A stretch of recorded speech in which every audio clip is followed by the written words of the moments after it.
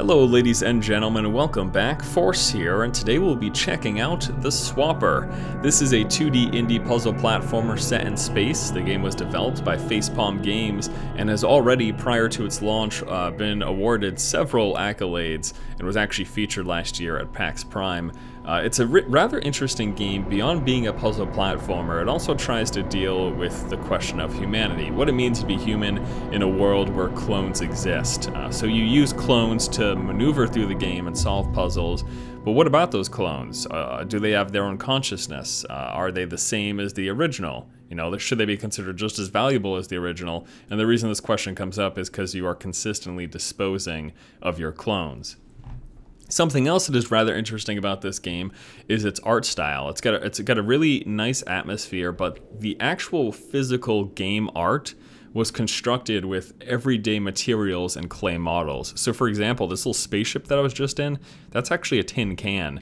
Now it's not so overt that it feels like you're like a little toy running around in a big world, but they do use everyday materials to actually construct the artwork in this game. So I think that gives it a really unique visual and feeling behind it. Plus it's got this really dark atmosphere. Sort of reminds me of the desolation that I felt in the original Dead Space, at least for parts of this game. You get a lot of that here in this game. You feel very alone and in a remote area. So we're taking a look at the start of the game, and the reason I'm doing this is because this is a puzzle platformer. I don't want to ruin or spoil too many of the puzzles. I'm also trying not to spoil too much of the story for you, so I figure if we start at the beginning, that'll be the best way to introduce you to the game without ruining too much of it for you. Okay, so we're going to go over here. We're going through the basic tutorial to start. You hit Q to bring up your map. Any of these green blinking walls here, these are actually unexplored hatches, basically just undiscovered areas. This tells you if you haven't been in a place before that you probably want to go check it out. And the first thing we'll be introduced to here right at the start is actually our cloning device, which we'll be picking up right here. So the way this works is by holding down right mouse button, we can make a replication of ourselves, and it functions exactly like you do. If you move right, it moves right. If you move left, it moves left. If you jump, it jumps. So I can actually have it jump ahead just like that. But if you run into something, if you still press right, it'll keep going, and vice versa if you do that to the left and stuff like that. Or if you're running and the clone runs into something, it'll stop while you keep moving. So this game becomes about how do you use these replicas in order to solve these puzzles. And while the base mechanics are rather simple, the way they're implemented gets complex over time. And I'll be able to show you some of that complexity here in this video. Okay, so we're just using these pressure plates now with my replica to go ahead and solve those puzzles. Now you can have up to 4 clones, so that will be a total of 5 U's, if you will, 5 individuals. I can place these guys here in the pressure plates. There we go. And then I can move along. And now whenever you pass through one of these white beams of light, this serves as 2 purposes. Number 1, it serves as a checkpoint. It also resets your clones in the prior area or deletes any clones that pass through it in the current area. Which again, you'll see that as we move forward here. These little memory terminals, this is part of how the story is told in this game. Sometimes they're emails, sometimes they're messages. This in particular happens to be an email from the Corey 5 excavation site 24, which is where we currently are, to the Theseus Xenotechnology Research. The Theseus, actually I think the Theseus is the planet, one or the other. One of them is a research station and another one's the actual planet. The email says here, listen, we're grateful, but to be frank, half my team refused to be in the same room as one of these swapper devices. I can hardly envisage their use becoming widespread enough to justify the security precautions you've had installed down here. So people are a little freaked out about the fact that these clones exist. So you're gonna encounter these memory terminals as you progress through the game, and they'll all be saved in the log to the right-hand side there. Little map here. Or you could just bring up your regular map, but when you go by one of these areas, it's kind of neat. Tell me who I just ejected into space. So this female character in this game, I've played the game for a couple of hours, but I still don't have an exact understanding of who she is. But she evidently has been here before. She's been on this research station, and she's experienced some really freaky things. And we're also going to come across this sort of Another character in this game, or a group of characters, they are these rocks that have consciousness, and they talk to us as we walk by them, which is, again, another sort of interesting aspect of this game. So the next major mechanic we're about to see, we've seen the fact that you can replicate yourself, but now we're going to see the actual physical ability to swap, which is picked up right here. So now, with right mouse button, we can place down a clone. With left mouse button, we can swap with them. So you can physically take control of one clone or the other. So we're gonna grab that one, and we just leave that clone behind. No big deal, he's just a clone, right?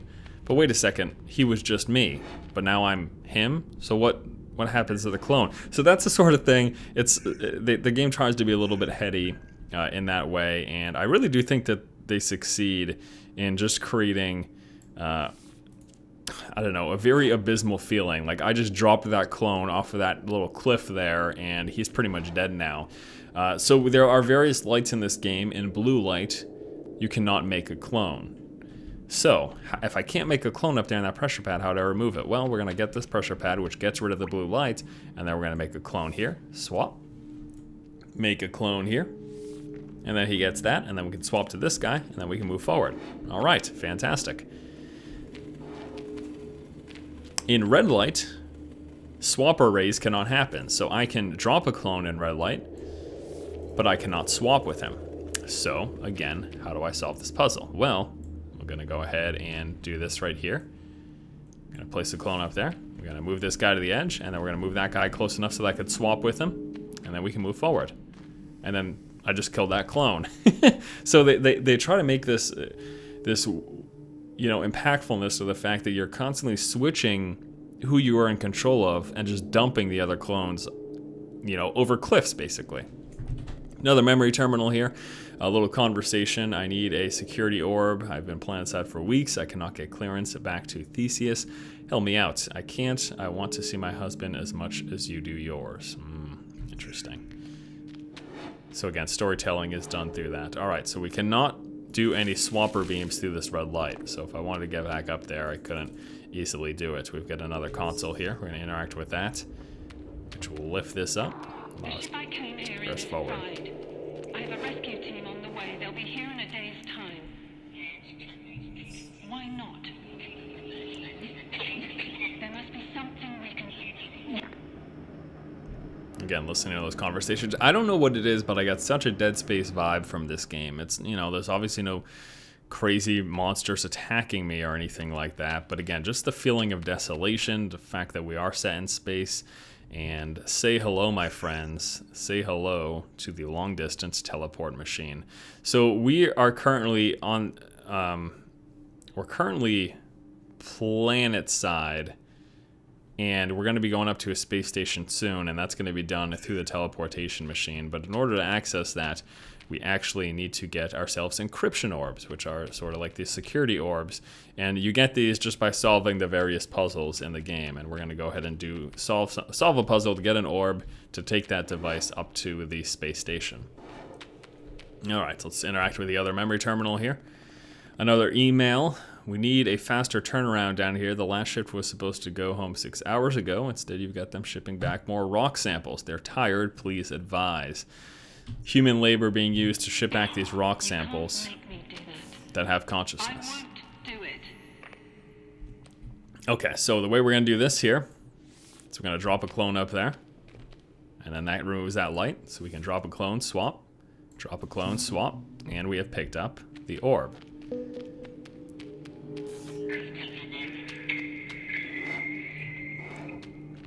Which we will use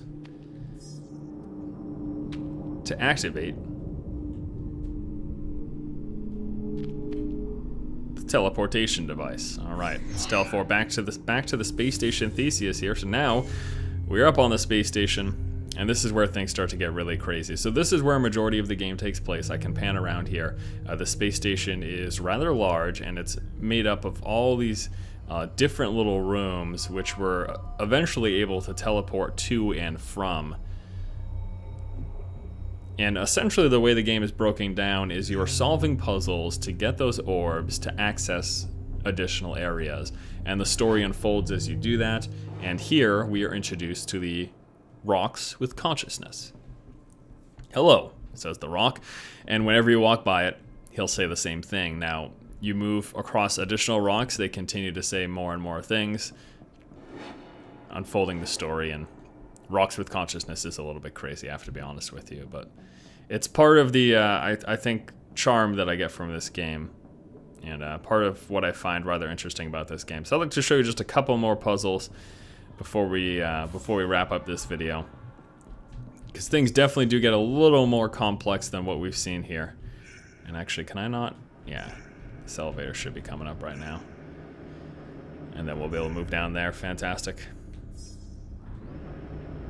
So there's one other major mechanic that really kind of switches things up a bit, which we'll be introduced to up here.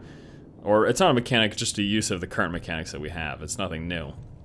Limits of language are the limits of knowledge. Our name was not their knowledge.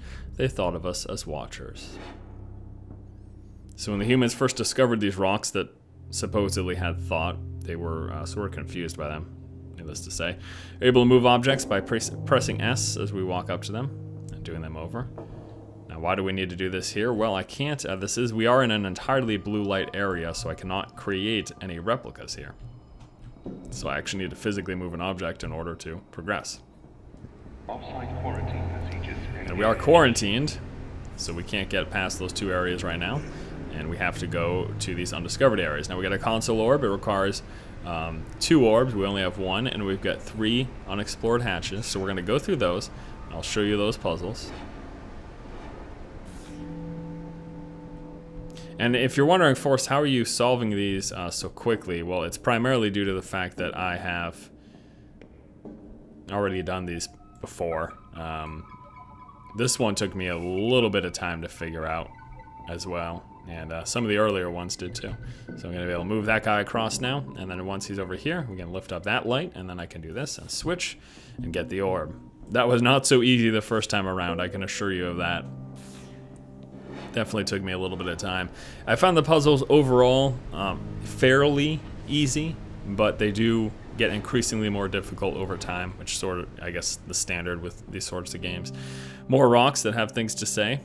The world is the limit of thought. The limit of thought is the chain of the hearers like me. I cannot speak if they cannot listen. What is where? How is where? Does where tick? I don't know what that's supposed to mean. We know only of the minds in our chain. You choose your chain in a dimension we do not know. Deep, man. I don't know, I like it. I really think that this game is interesting. I think that although they're taking a basic mechanic, oh, you're solving puzzles with clones, we've seen that before, right? I think with the atmosphere that they put it in, and the unique mechanics of swapping and these lights, I think they do a really good job of sort of differentiating this from other games that you may feel are similar. And then we can swap here with him, just like that, to pick up that orb. So the one thing that you haven't seen yet, which I'm pretty sure I'm able to do now, is we are able to... the one big mechanic that I'm not sure if we're going to get to that, actually physically get to that part. Well, why don't we... Yeah, let me go with this. I want to go in the next room, because I think the next room might be what we're looking for here. Just want to show you the next big mechanic that really changes how this game is approached. And how it's played.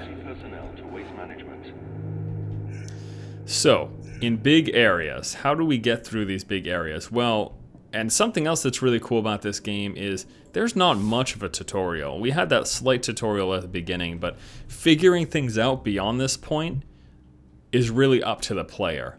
And they essentially try to push you towards these things by putting you in a spot where the only way to solve the puzzle is to figure out the utilization of the next mechanic. So here's a great example. How do I get down there? Well, I could just do this and then swap to him, right? But I can't really see him. So what ended up happening was I went, can I swap midway? And I just went like this, and then I held down. So that's the way you're able to solve that without actually dying and losing your character, or having a character basically be out of reach. Was able to do this whole mid-air swapping mechanic, which really changes things up quite a bit. And yeah, that is basically it. That was how I was able to progress past this area without falling to my doom.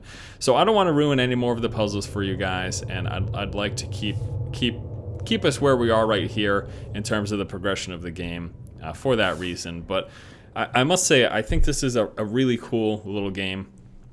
I think although on its face it may look just like a basic puzzle platformer with the idea of the cloning mechanic, I think besides the story that it's telling, that their utilization of that mechanic and things like what I just showed you, being able to switch mid-air, really changed things up quite a bit.